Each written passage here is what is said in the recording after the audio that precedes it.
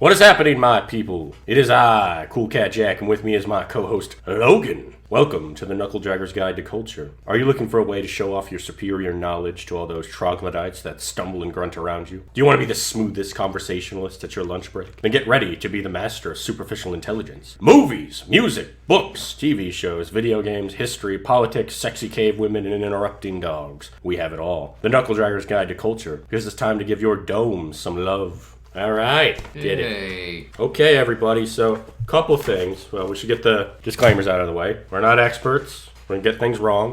If we get something wrong, let us know. The show is not for kids. Jimmy. Oh, wait. We were originally going to do Gauntlet, but unfortunately, we couldn't get it working on Logan's computer. And that game just really, you got to play it co-op. I'm sorry, my dog has decided that she wants to be part of the show. We couldn't get it working on his computer, and it's just kind of a co-op game. So we ended up going with a completely different game, because why the fuck not? We were already playing it as it is. So we played The Lord of the Rings, The Third Age, which is a weird game. It's basically if a JRPG and Lord of the Rings became a thing? Yeah, fused. And that's the best way to explain it. It's literally just Lord of the Rings with JRPG mechanics. It's got stat things you do by using skills. You upgrade those skills, getting enough points. It's got stats, it's turn-based. Hey, you gotta stop, okay? Shut up. Sorry guys, my dog really wants to be in the show today. Anyway, before we start, the game was made in what? November 2nd, 2004. Yeah, it was for the original Xbox. I would say the Xbox One, but there's an Xbox One. So the original Xbox, GameCube, PlayStation, and Game Boy Advance, which is... Really? Yeah, no, that's really weird. How the hell did they fit that game on a... To get to the spoiler-free part, the story is kind of bland. They literally take dialogue from the movies, from characters, and just input it in there. The acting from the characters that are actually, that you follow, because you don't follow, it's not part of the original party, the Fellowship. Although it does happen around the same time, too. Yeah. It is the exact same time. The entire story is basically you are your own separate party following the Fellowship. For some reason or another. I guess my assumption was that it was to keep, the enemy from catching up to them or something. I don't know. You follow them from Rivendell, you go through Moria, go through the Elven Realm, find out what happened to Boromir, you end up going to Helm's Deep, and then from Helm's Deep you go to Osgiliath and then Minas Tirith. That's the spoiler-free part. Like I said, the dialogue's really bad. The characters are not really very interesting. There's a lot of funny, campy moments, though. It's fun, though. If you really wanted to play Lord of the Rings as a turn-based JRPG, then this is your game. And the mechanics are really, really good. So that's the spoiler-free part. We're going to spoil the crap out of this. You follow a party. It starts with a man named Barithor, who is an old companion of Boromir. Yeah, or something. Early on, you kind of understand that he's from Gondor, which is like one of the biggest cities in human society. What's the biggest city of man? Yeah. The greatest city of man. I'm a bit of a lore nerd guy, so I learned a lot about the lore. We'll just go over the party first, and then we'll get into the story, because like I said, the story is really very thin. There's really not much there. Also, the plot points and the characters are really, really, really paper thin. They do this thing where they take clips from the movie to kind of explain what's going on. I will say, Sir Ian McKellen, Gandalf, what they probably did is they got him 2 days. They rented him out for 2 days to get this dialogue. Yeah, he is phoning it in. It's really funny. It's pretty great, actually. Yeah, you're given quests, but there's no point in the quests if they're not optional. I mean, I think some of them are supposed to. Some of them are, but it's on the way anyways, most of them. Yeah, another thing about this game is it is very, very linear. There is really no exploring. I mean, you do explore, but you're going to go to all those areas anyway. It's like Final Fantasy 13 if it was a Lord of the Rings game. I will say, you know what? It's actually a good comparison, because at the time it had pretty good graphics. I mean, it's not so great now. Oh, God. Oh, God. But at the time, it had good graphics. The mechanics were pretty solid, but it's very linear. The story's really kind of all over the place, and you have to have someone explain it. The major difference, and I think this is what makes it more tolerable, is instead of having you read a fucking library, they tell it to you. Yeah, and Gandalf tells it to you, so you feel better about it. So we'll start with the party. Thing to keep in mind is two of them you really don't get till halfway through the game, which is a little weird. And one of which you're probably never going to use. Yeah, we had one character we never used. We mastered everybody else. First guy, the main character of the story, is a guy named Barithor. He is a former captain of Gondor. When you begin the game, you don't really know what his deal is, why he left Gondor. Barithor is sort of a damage-dealing tank type with buffs. Each character has 2 skill classes. For Barathor, he has sword skills. They're damaging and debuff abilities. And some actually just have really unique effects, like not being able to be countered, ignoring armor. And then he has leadership abilities. These are abilities that affect the entire party, and they add buffs. For example, one of them will increase the damage output. One will increase your dodge rate. One will make you immune to fear or paralysis. One gives you regenerative ability to health or AP. So in the game, your health, if it goes all the way down, you die. AP is basically your way to use special abilities. Anyway, he gets in a fight and he loses because it's the Nazgul and you're level 1. We're going to cross the next character in our story. Idril. She is an elven warrior. I say that she works for, what's her name? A Galadriel, the Lady of Light. She's like a spell sword, really. Yeah, she's got her own sword skills, which each class has basically a set that goes depending on the weapon they use. Which I will say this, they did have everybody with different stuff. Barathor, he had a sword and shield and plate mail, so he's very tanky, he does a lot of damage, and he takes damage. He also has a taunt ability. We'll use him to buff everybody up. She's a lot more squishy. She has sword abilities, but not as damaging. But they do a lot more debuff stuff. Like she has paralysis abilities. One of the things about the game that kind of gets a Final Fantasy X, if you play Final Fantasy X, is it has the, basically the momentum rate where it shows on the right-hand side the turns. One of her abilities allows you to push someone down on the turn wheel so they don't get to go. So if you use her right, you can basically prevent people from being able to take turns. So she has spell abilities, spellcraft, healing abilities, buffs, and she's got some water damage attacks. Mm-hmm. Anyway, so after Adriel saves you from the Nazgul, the two of them decide to travel together. Basically, you're following the Fellowship from Rivendell. You're kind of clearing out the orcs that are following them. On your way, you end up hearing about wargs or something. Wargs are those big wolf things attacking, and you're just trying to follow the party, basically. They're almost like hyenas, giant hyenas. That's when it introduces the next guy, Elagast, the ranger. So he has bowcraft and rangercraft. With bowcraft, focuses more on bow abilities. Actual damage and one of his spell abilities damages wargs specifically, right? No. Just creatures in general. Oh yeah, it's a very broad. He's also got draining abilities, ranger abilities. Whereas Adriel does a lot of, and Barathor do a lot of group buffs. He does a lot of group debuffs. So he has abilities like Flash Arrow, which will lower the accuracy of your opponents. And then paralysis shots. Yeah, so he has a lot of debuff abilities. He's very good at that. He's not necessarily the most damaging. He's one of the few people that can hit ranged opponents. Mm-hmm. Can we talk about the different kinds of damage and the lists and stuff like that? Each kind of ability or melee attack deals a certain kind of damage. There's piercing, slashing, and blunt. And then there's elemental damage. And then there's elemental damage, which is fire, wind, water, earth. Yeah, it's your classic light. It's your classic JRPG. It's got right. very similar mechanics. For instance, Barathor, he uses slashing because he uses a longsword, whereas if you were using, say, Elagast, it's piercing because he uses arrows. I wish I could tell you more about why the characters join up, but it's literally it's a classic story with no substance. It's a D&D campaign. Kinda, yeah. It's a really bad one. Literally with Barathor meeting Adriel, it's you saved me from the Nazgul. Follow me! Become my friend, yes. Okay, and then when you meet Elagast, he's pretending to be asleep, he kills a ward, and you help him kill other wards, and he's like, why should I follow you? Adriel says, you should follow us, and he goes, okay, and he joins the party. Okay. So, at this point, you follow the party to the campsite. If you guys remember in the Fellowship of the Ring, right out of Rivendell, it's that scene where they're training with the hobbits, teaching them how to sword fight. Crows show up. And again, they have these cutscenes that'll show up, and you got to listen to them from Gandalf. And Gandalf basically says, we had to go to Moria. Your next thing is to go find the dwarf who could get you into Moria. Well, anyway, so you run across the dwarf who joins your team. So Hadhod, he's another one of these tanks, but also heavy. He has spiritcraft abilities too, which is weird. He is a heavy hitter. Yeah, so his things is axecraft, even though he gets a hammer. Yeah, he uses a hammer more than anything because. Well, I think he gets an axe for most 2/3 of the game, and then he gets a hammer, and then he gets an axe. So axecraft are all hard hitting abilities. I mean, this guy's abilities, he does single swings, but he hits hard. He's one of the first party members that can hit 1,000 damage really early on. Yeah, he also has ability one of them is basically stuns the enemy and prevents them from going. Another one will shred their armor. Very, very cool. And then he has spearcraft abilities, which are more defensive, but there's a little bit of fire damage. Yeah, the game doesn't have a lot of magic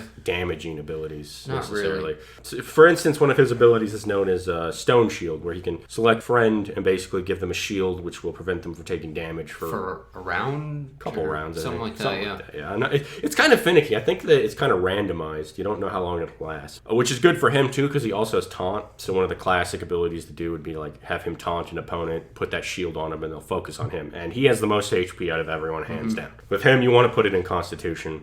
Yeah, we should also talk about the stats. So you have Strength, which increases your damage output. You have Spirit, which increases your AP points. And the amount of spirit damage you do. Then there's Constitution, which will affect your HP and how much you can defend from spirit attacks. There's Speed, which allows you to dodge. It also increases your momentum rate. And then there's Dexterity, which is basically your ability to hit an opponent, which never underestimate, seriously. I remember the first time I played this game, because I'd played this game when I was littler, and I was a kid, so I put it all in like strength and stuff, and we could never hit anything. Hadhod basically says, yeah, we got to go to Moria. So you go to Moria, you end up fighting the Watcher in the water outside the gate. That's another thing this game does. You basically fight all the big bads that they did in the movie. They kind of recycle a lot of stuff, including dialogue, of course. I get the feeling that the game was less about a cool story, more like, well, you want to feel like you're in the movie. It does a good job of that. It makes you feel like you're actually kind of in the Lord of the Rings, but you just end up kind of following the party. So you end up in Moria. The dwarf and the elf have this thing where they don't like each other for absolutely no reason. And it comes and goes, too, is the weirdest part. Yeah, that's true, too. Like, they just seem to hate each other, and then they're fine with each other. Yeah. You have the most bipolar party members ever. Oh, this is where we got to talk about some of the issues with the graphics, which, again, I think at the time it was pretty good, but... They scanned in actors' faces or something like that, and it looks a little funky. Yeah, no, before I'm sure it looked alright, but like now it just looks like they fucking put his face on a pane of glass and just took a picture. There's a lot of uncanny valley. Yeah. Another thing to talk about is the enemies are very recycled. You fight a lot of the same things, especially if you want to get all the abilities. About leveling up abilities, it's like Final Fantasy X-2 with the job abilities. You just use certain ones. You use a skill and you get more skill points. Moria is where there's a big issue with the graphics. The lighting is a huge issue in the game. I hated Moria because of that. You have no idea what the fuck, where you're going or anything like that. And then there's dead ends that lead to nowhere. Especially when you get into the some shadowy areas. And then there's also sometimes you have to go back and then you have to find your way in a different way out or whatever because you encounter the Balrog and all that. There's no indication of where you're supposed to go, so you're wandering through the entire fucking map trying to figure out where you're going. Moria was probably my least favorite area of the game. I'll agree with you on that. Yeah, it had some cool spots, but for the most part, you're backtracking, you're fighting the same goblins, and goblins fucking suck because they dodge everything. And you're fumbling around in the darkness, too, trying to figure out what the fuck's going on. It's a good training area. Oh, we should talk about, that brings up another thing about training. So one of the things is you'll run into save areas. I will say this about this game. It's very generous with its save areas. Basically, you go to the save area, you can save your game, and then also as you beat areas, you can go travel backwards. One of the things you can do, too, is take old weapons and put them on. And it's really good for training if you can go to an area that you're like way overpowered on. My suggestion to anyone playing Moria, don't even look at the screen. Look at the fucking map. It's your best friend. Just focus on the map and where you are. And if you absolutely need to, look up a walkthrough for Moria. Especially once like all the cave-ins start happening. Oh, God. But anyway, so you start traveling around. The missions are basically Hadhod collects a bunch of dwarven stuff, which makes him OP as hell. You go into the area where the party got stuck by the cave troll, and you fight a cave troll. Fight 9 of them, actually, in fact. Yeah, you fight a whole bunch of cave trolls. They're irritating. One of the kind of interesting things they did, too, was like as you're walking around and you get near the area that ends up being blocked off and you have to go back, is they actually have the end of that well, you know, where Pippin pushed in that skeleton and it fell. You actually see that thing fall and you can hear Gandalf screaming at him. Useless thing of a took. Throw yourself in next time. Riddling your stupidity. Yeah, you hear that. It's pretty funny. They do a lot of little things like that. It's kind of interesting. And you will actually get to fight with different heroes. Because at the end of Moria, what you end up doing is you actually help Gandalf fight the Balrog. Which was pretty cool. I'll agree. Although it does boil down to keep Gandalf alive. Pretty much, yeah. Gandalf's the only one that can really hurt him. He's like way overpowered. Once you get out of Moria, the game is much much better, honestly. And you know, honestly, Moria was cool in a lot of ways. It's just you couldn't see what the hell was going on. Yeah. And it kind of sucks because for me, Moria is one of the coolest places in the movies. I always thought the dwarves in Lord of the Rings were really underrepresented. Pretty cool, actually. Yeah, the dwarves are badass, dude. I always thought dwarves were cool as hell. But you don't really see a lot of them in Lord of the Rings. Honestly, even in the Hobbit movies, they kind of stunted them a little. Well, yeah, they had like Legolas show up for no fucking reason. We're not getting into the Hobbit, but so you leave Moria, and I guess you end up helping the elves in an area defend against the Uruk-hai. Speaking of this area, the map is slightly off. Yeah, that's another thing. It does seem like the map doesn't align right. It's just slightly off. Just slightly. But you're helping some elf dude, and I think he was in the books, but he's not really in the movies. Yeah. Kind of help him run around, hunt down Uruk-hai. You got to get past a blockade so you can follow the party. You got to find all of his elf buddies to take care of the orcs. But basically, you go through that area, you break through the Uruk-hai. There's not much that goes on in that place. It's basically so you can get to Rohan. And this is where the game introduces our next two characters. Morrowind, who is she dual wields axes, and she's got thieving abilities. She's actually one of my favorite characters. If you train her right, she can mess some people up. She's so easy to train, too. Yeah, she's got a lot of exploitable stats, so she's the first one to master all her skills. She has an ability called Haste for her axe abilities.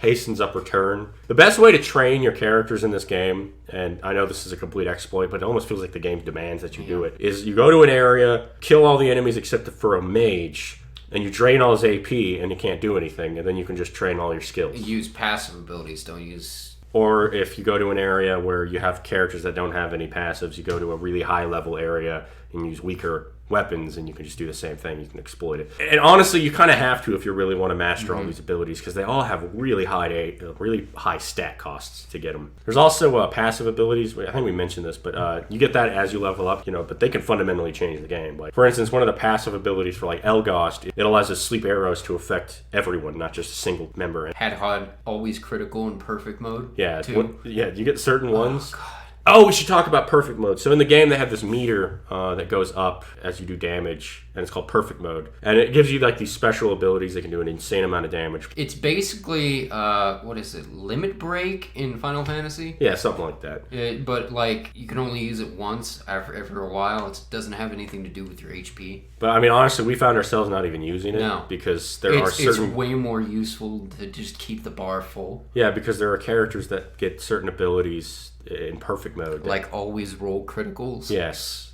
It's insane. It's pretty crazy. Especially when you got Hadhod just... Oh, yeah. Wham. He can do 4,000 damage really early on. It's pretty fucking broken. And honestly, the game is really not that hard. I think we used perfect mode like 4 times, and we didn't even need to. We just did it because I wanted to see what they were. Because some of them are cool. Like one of them summons like a warg that eats one of your enemies. Another one summons ints, like an int that comes and smashes all your opponents. Beat the fuck out of them. Yeah, that's pretty sweet. Morrowind, we were getting on her. She has dual wielding axe abilities. Her axe abilities are debuffs. She can do a lot of damage, especially when she gets an ability that lets her hit 6 fucking times. Yeah, that's her highest ability. Paired up with her passive ability that lets her roll all critical, she can pile up damage really fast. And then there's her thieving abilities, which are really interesting. So, most of them I didn't end up using too much, but some of them, like, you can steal health, which essentially means you damage your opponent and you heal. You can steal AP, which is basically fundamental to training. The only other person that can do something like that is Adriel, who can train it, but she does way more. She takes way more AP. Way more. And she gets more back. She also has like a hide and shadow ability, which makes it to where you can't even hit her. She's pretty great. But anyway, so you go with Morrowind, you go through her village, which is being raided by wargs. You kind of fight your way out, and your whole quest is basically to help her find her parents, who you find dead. And again, Morrowind has about 2 seconds of mourning before she's kind of over it. So you meet the spear guy, who we really didn't use. Eldon? At all. Eodin. We really didn't use this guy, and I feel kind of bad about it, but honestly, with the amount of time it takes to grind these people, it's not worth it. He only starts with a couple abilities, and not like halfway through his abilities. Yeah. Too. And like, he has some abilities that are pretty cool, but for the most part, it's kind of like me in Baldur's Gate. I often find, because you can have up to a 6-man party, I often find that I don't need extra characters. You end up throwing a guy away, because it's like, why do I need this guy? He's just kind of here.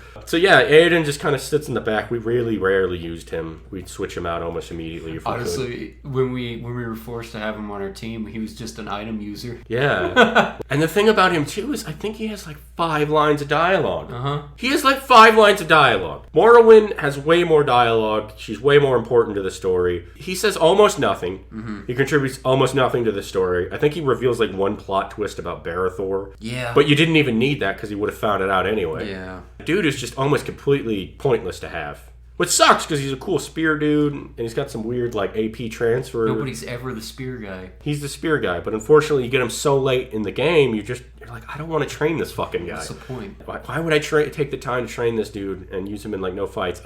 And it sucks because in evil mode, and again we'll get to evil mode, he's actually really powerful. He's a pretty good damage dealer. Yeah, he can do a lot of damage, but you just at this point you've got you got 3 insane damage dealers, and then you got a super tank and a healer, and you got your your weird thief that'll like steal shit from anybody. And also, if you get a gemstone or elf stone or whatever, that fucking gives you abilities. And stuff like so we should talk about that too. So the next thing we should talk about are there are things called elf stones in the game. They add certain boosts, resistances generally, or boosts to HP, AP, or armor class. So you have like cracked and polished stones. So polished stones are better. But one of the 2 ones that you get that are really, really awesome are a Shadowcraft and a one of Light. Shadowcraft gives you a bunch of like black magic, like curses and debuffs. We ended up putting it on Barathor and turning him into basically a blackguard, which was pretty sweet because he's pretty much a paladin, and you just give him dark magic and he's a dark paladin, which was awesome. And then we gave the healing abilities to the thief chick because she can steal AP, and you give her just buff abilities, and if you can't use Adriel, she's a pretty good second dealing healer. She's not as good, but keep your party alive. There's also...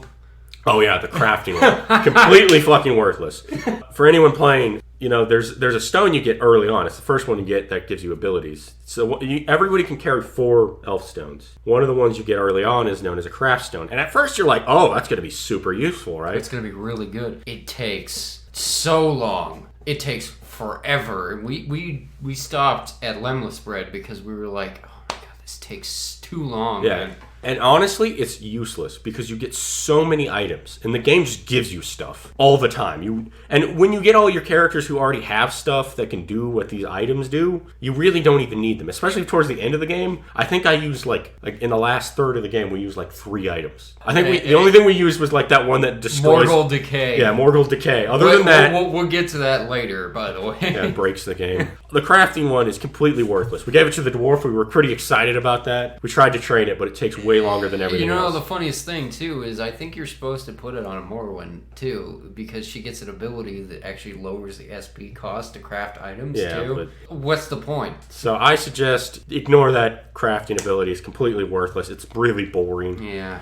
I mean, you're just sitting there. I mean, it's really boring training these guys, honestly. Right, but why add even, 7 times the work, too? Yeah, I would say that they need to cut probably the SP count by even like a third, and it would make the game way more fun. The saddest part is, part of the reason why the Lightstone and the Darkstone are so great is because it's so easy to train. Yeah, those 2 are the fastest skill train, especially the Lightcraft one. We got that done in like an hour.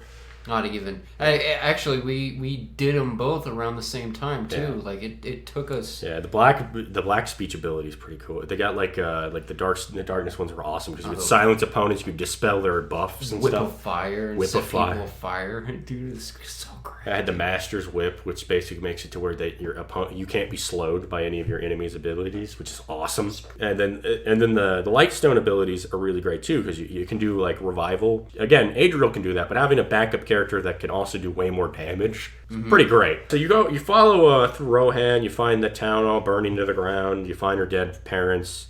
And you go to the city where Theoden was. You go there, you start breaking your way in through the city, I guess you're helping Gandalf get to the king's building where you actually get to fight Grimmer Wormtongue, who was incredibly annoying. Really annoying. He fucking backstabbing, fear-causing piece of garbage. Oh god, I hated that fight. It was so fucking irritating. Yeah, there's 2 Lance. He wasn't the irritating part. It was his fucking companions, the Lance guys. Yeah, like, oh, and they like hit you, and you're like, oh no, I don't get to move for like 5 turns. Oh boy. We're gonna use like 9 shadow abilities on you. Oh, I silenced you. Yeah, fucking Grimmer Wormtongue, dude. Gangly, Snape-looking motherfucker.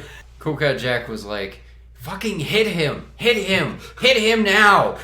Don't miss. Ah! Grimmer has such a high dodge rate too. Like, He's worse than the goblin. He's worse than the goblins in Mori. That's not fair, man. I was like, damn it, it's driving me crazy. I have 100 dexterity. Why am I not hitting him? Yeah, or you beat up Greamer, who runs away, and then from there you decide to go to Helm's Deep, which is pretty cool too. It is pretty cool. You kind of talk to all the main party members. And this is where I was talking about how they recycle dialogue from the movies. Every conversation with a character that was in the movie, it's recycled dialogue. Yeah. Like, they'll straight up just say lines from the movie, but they're acting like they're talking to you. It's like that really bad episode of Star Trek Deep Space Nine, where they go back in time, ended up on the first Star Trek team. That part where Sisko's talking to Kirk, and it's clear they're not even in the same fucking room. It's kind of like that. It's really weird. But you're sitting there, and if you've seen the movies, it's so weird, because you're like... Very jarring. Yeah, you're like, what is going on? Like, one of the weirdest moments was at the end of the game, and we're jumping way ahead, is when Barathor meets up with Aragon, who kind of he ends up saving one of the characters. Barathor, like, kneels down. He's like, my king, how can I thank you? And then Aragon says that line that he said to Frodo. You bow to no one. You bow to no one. It's like, no, you're the king. Like, that line made sense to Frodo, because Frodo saved the fucking world. Doesn't make sense when it's some random captain of the guard, right? Like, it's so weird. But anyway, so for the beginning part of Helm's Deep, you kind of run around, you get a lot of cool equipment. You talk to all the teammates. There's another problem, too. Like, sometimes you don't know where the fuck you're going. It took us about, like, 10 minutes to figure out what the fuck we're supposed to do. Yeah, the map, again, is not perfect. But, yeah, so you run around, you talk to all these people, and then you basically just fight through Helm's Deep. Helm's Deep was pretty fun. It's like a gauntlet of back-to-back battles. Yeah, it was pretty cool, though, because, like, you got to fight with Legolas, you got to fight with Gimli, and you got to fight with Aragorn, which was pretty cool. Like, I will say this, it brings out your little your little 12-year-old self who watched the movies like we did when we were kids, and you're just like, I'm fighting with Aragorn! Yeah. It's pretty sad towards the end of the game when you're, like, way stronger than them, though. Oh, yeah, no, it is actually really, really funny. It's kind of funny. I'm like, I could kick Gandalf's ass. I'm just saying, like, I could bring the smackdown. I'll bring the smackdown on you, Gandalf. I would whoop your old man ass. Oh, that's another thing we should talk about. The Uncanny Valley is, like, way worse on the actors because they scan their faces. Yes, like, beards especially are really weird, blocky, and, like, it's really funny to see, especially with I think it was especially with Aragorn, dude. I don't, what the fuck happened to his face? Yeah. It's like Mr. Potato Head. Elagast, too. He looks like your brother. Yeah. Oh, yeah. Elagast looks like my twin brother. I said that, and then he's like, he does. I couldn't unsee it. Like, it looks like my twin brother if he lost a bunch of weight and became a woodsman. It's really weird. Like, the whole time. I'm just like, yeah, it's my brother.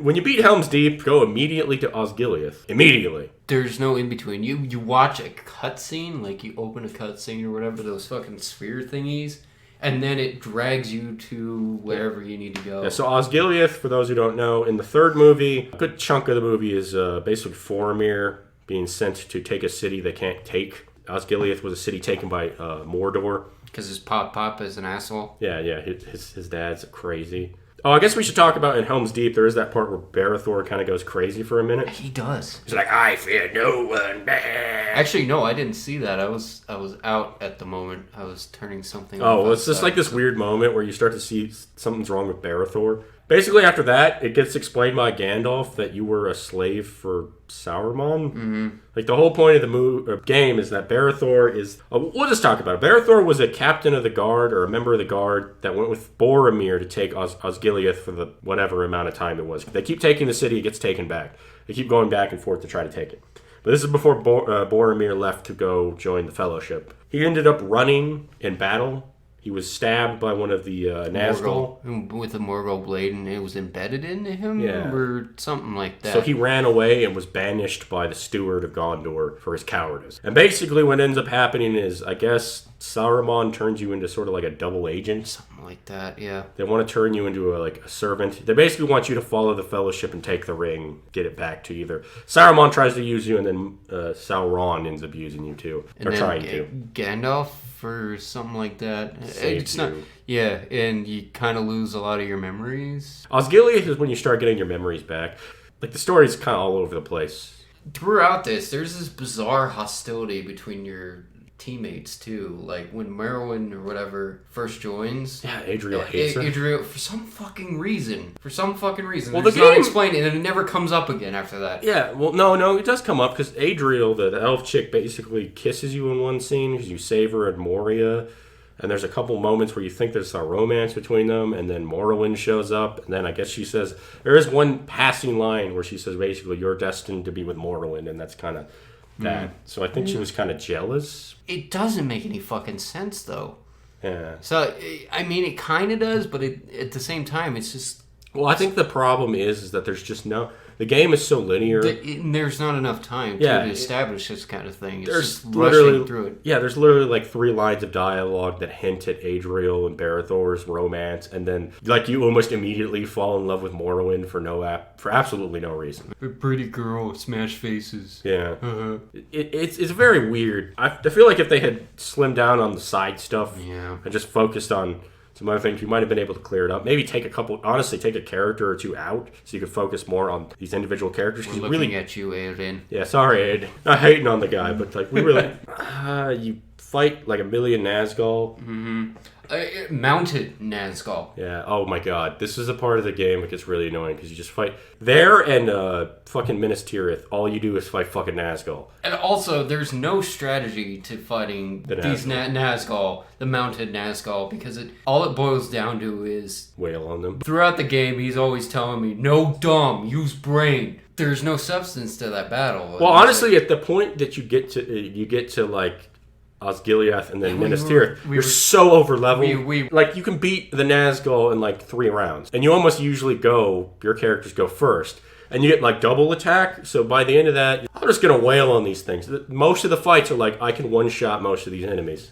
And plus, by that time, you do have the passive ability for Morrowind and Hadhod. It makes you roll criticals, so you're already doing like 4,000 damage. And Barithor, even without doing criticals, does more damage than them. He gets so much crazy equipment too, dude. Oh my god. Especially once you get his final sword move, which is a 5-hit strike. And not to mention, he also has a leadership ability that raises the chance of criticals too. Oh yeah, you get that one. By the end of by those last 2 areas, we barely used any of his leadership abilities. There's barely any strategy. You just double attack, wail on them until they die. I think honestly, the reason we were doing that too is we were losing our patience a little bit because we had to do so much grinding. Yeah, we were kind of burnt out at the end, sort of. That is a huge critique of this game. They need to cut the SP cost down. They really needed to cut the SP cost down because it's just, especially, it makes sense in games like Final Fantasy. Because it's a long-ass game. Yeah, it's like, that game is like 100 hours. I would say closer to 80 if you're taking all the,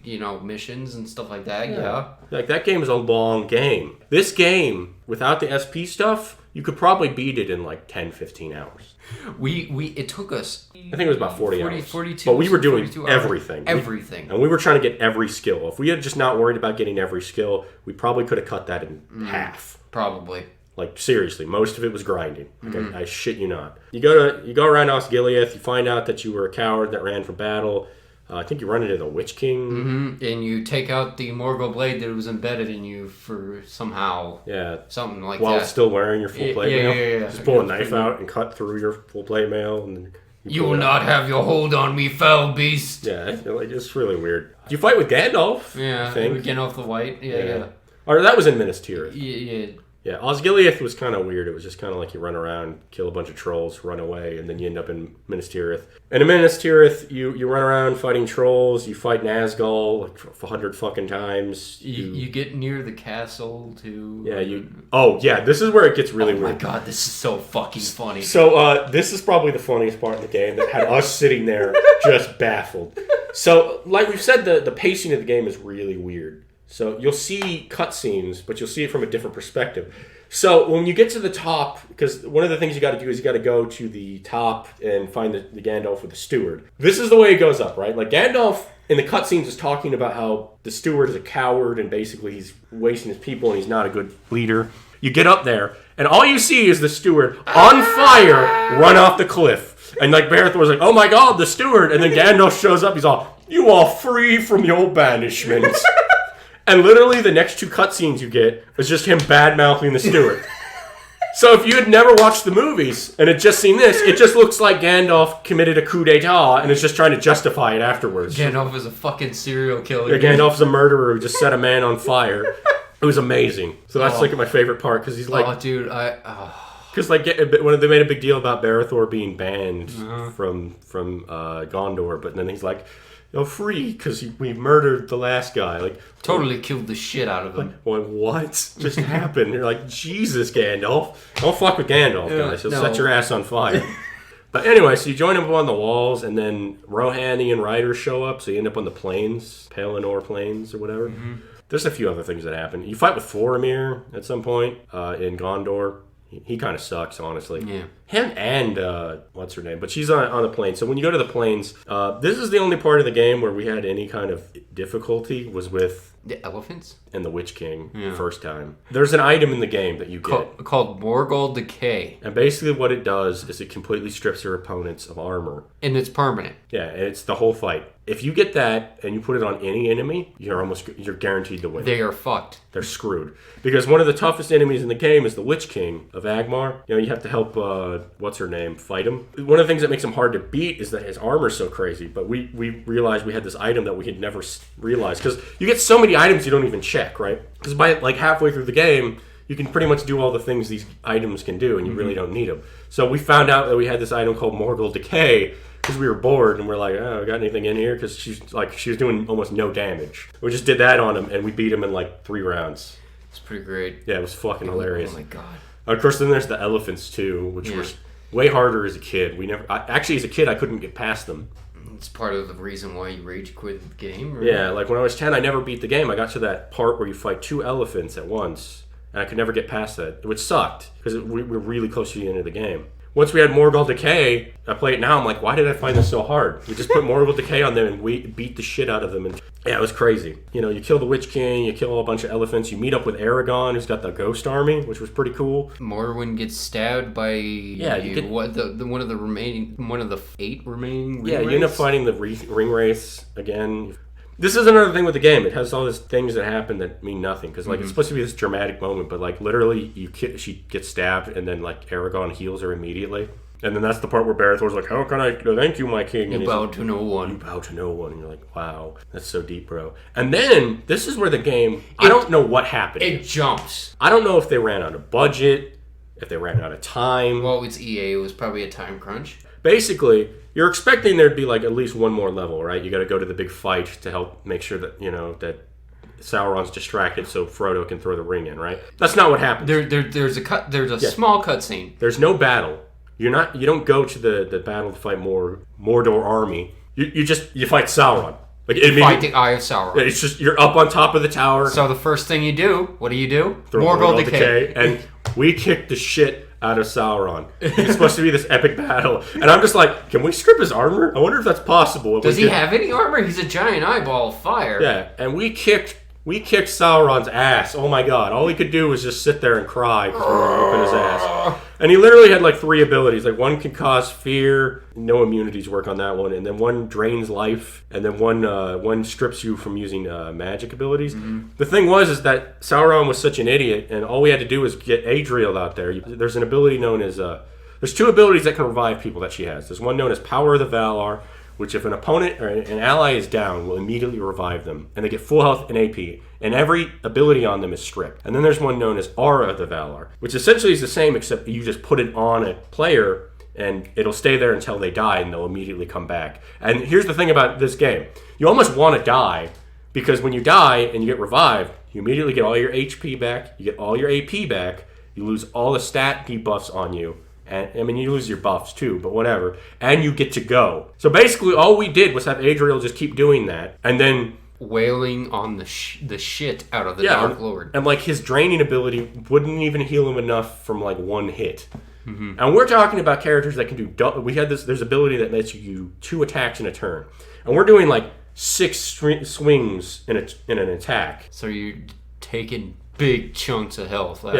We kicked the crap out of him. You beat that, and then it's congratulations, you stopped the darkness or whatever. And then the tower collapses, and we're like, oh, I guess we died. Yeah, that's another thing is you just see the tower fall, and then it's did we just die? I think we just died. We don't get any cutscene afterwards that No. tells you what happens, but it's just like, congratulations, you defeated the darkness. And you're like, You win. okay. So now we're going to get into something else. There was something known as evil mode. So in the game, as you beat each level, in the main screen, you can go to something called evil mode. It basically means you replay the level, but you play as the bad guys. And you get really good items. Yeah, usually. you get items if you beat them, because it's usually like 3 levels. For instance, a good example would be in the area just outside of Moria, right? You play some orcs, I think you play as a cave troll, and then you play as the Watcher of the Water, and you get items from that. Anyway, I guess an overview of the game. It's a weird game. Yeah, it's really weird. I guess if I was to look at it objectively, it's an okay game. Like, it's not the worst thing you could play. The story is just kind of there. Again, you're just following. It's weird. All it does is make you want to watch the movies. Yeah, it makes you want to watch the movies, yeah, basically. The characters are terrible. I'm going to be honest with you. The dialogue and the character acting... And I don't even know if this is necessarily the people voice acting them that are bad, but like the dialogue is just so kind of bleh. You're just sitting there like, yeah, all right, whatever. I want to go beat up, an orc or something. Let's go beat the shit out of them. It reuses a lot of enemies, like a lot. Basically, like a skin change, and you add a little bit more stat boosts, and that's the entire game. Every so often you run into a new enemy, but then at the end of the fucking level, you'd be sick of that enemy because you fight like a million goblins. Yeah. Oh god. If you really want a game with a deep story, this is not your game. But if you really want to play Lord of the Rings JRPG, this is your game. Believe it or not, a fun game despite it all. Yeah. There are, like, each equipment is distinctive. Yeah, that is one cool thing is, like, unlike a lot of, like, Final Fantasy games, when you change equipment, it actually changes the look. So that was pretty cool. I liked that. The whole taking scenes from the movie to explain the story was kind of interesting. It's good they did, because if they didn't have that, I'm pretty sure we wouldn't know what the fuck was going on. Yeah. If you took all those I actually am half tempted to play the game without looking at any of the cutscenes and see what happens, how that game works. Like fucking insane. Yeah, without the cinematic scene. Banishment. Yeah, like that was, oh god, and Gandalf's a serial killer. I am surprised that never became like a meme or a gif. Yeah, like just Gandalf, you are free from your banishment. Like, sorry we didn't play Gauntlet, but we couldn't. So we decided to go Lord of the Rings. Technically, this game had more substance than that one. I guess. Sort of. So we've decided that with Halloween coming up, we're going to be looking at a lot of horror games. As I said before, I'm going to be looking at Lovecraft stuff. I'm going to be reading a bunch of short stories and then talking about them. That sounds like fun. Yeah, it'll be a part of that too. Okay. Logan will be there. So we'll make that, because that'll be really easy to do. I can crank those out in like a day. Like, I've read all the stories. I'd just be rereading them for the millionth time. Yeah, what we've decided, though, is that we want to play some more games, because we've done a lot of movies lately. And I've decided that we have really neglected doing books and games again, which we should get back into. Okay, after our, consulting the board, we've decided on Primal Fear, Fighting the Darkness would be an appropriate song, as it's an okay song, and this is an okay game. As we were talking about, we're going to be doing some Lovecraft stuff. I'm a huge Lovecraft fan. I've probably mentioned this several times now. Logan likes it enough to have a tattoo on his arm. Yeah, I have read every one of his stories, pretty much, and a lot of his stuff from Algernon Blackwood. Mixed feelings on him. The few games that I've actually read, or played, the few games that I've actually read, I played, were pretty good. The Sunken City, although I've never finished it, was pretty good. Yeah, it was pretty cool. Yeah, we're going to be looking at a lot of Lovecraft short stories. I'm excited about that. And then the game we're actually going to be looking at. So I was thinking about it. I was looking through all my Steam stuff, because I have like a million games. Because I basically, every time there's a sale, I'll buy like a bunch of games. Oh boy! Cheap. I get super excited. But I found Amnesia, but I decided that I think people do the original Amnesia too much, apparently. Not too much, but like it's one everyone's done. But we were going to look at the sequel to that. It's Amnesia, A Machine for Pigs, which is a little less known. I mean, it's not like unknown, but a lot of people don't really review it. I've been looking at it. It's not as often touched on. And also because I have a really hard time playing Amnesia, because it gives me anxiety. Oh, God, I can't get through that fucking game. Although I remember you calling me with a little liquid courage. Oh, yeah, when I'm drunk, I can play that game. It's really fun. Don't moan in me house. Yeah, I wanted to also do Observer again, but unfortunately, I suffer from epilepsy, and the last time I tried playing that, I had a seizure, so, that's probably not going to happen. But we're going to do Machine for Pigs. You guys are going to hear me whine like a little bitch, because I don't handle jump scares too well. Yeah, sorry this came out a little bit later, but we got distracted by watching the debates last night. Oh my God. Which were a fucking mess. Oh my God. That was a big mess. Biden over The here. mediator actually being a mediator and saying, children, stop fighting. He was not a mediator. What are you talking about? He was constantly arguing with Trump, and his questions were so loaded. That was amazing. Yeah, right. And then Biden's over here rambling like a jackass about nothing, and Trump's interrupting everybody. It was a fucking mess, guys. Go watch them. Do it. Anyway, hopefully you're all having a good night. I'm excited about Halloween. Got plans for Halloween. I love Halloween. We may do a bunch of crappy horror films too. Killer clowns from outer space. Or like, we could do like, if we could find the Jeepers Creepers movies. Oh my god. Actually, the first one was pretty good. Leprechaun. Anyway. Leprechaun? Oh, we are not doing fuck Leprechaun. That movie is so stupid. I love that movie, dude. Oh my it's God. so fucking funny. There's Jennifer Aniston running around, Oh running from my Willow. God. There's nothing intimidating He's about. so scared of that fucking movie, dude. Yeah, it was really funny. One of our old friends used to be terrified of that movie, and I'm like, it's Jennifer Aniston running from Willow, guys. Chill out. It's not scary. I am the most powerful sorcerer. Kills a man with a pogo stick. Oh my god. And then drives around in a Barbie string. Maybe we will do that. Anyway, have a good night. Hopefully you weren't too depressed by the debates or whatever. Toodles. Bye.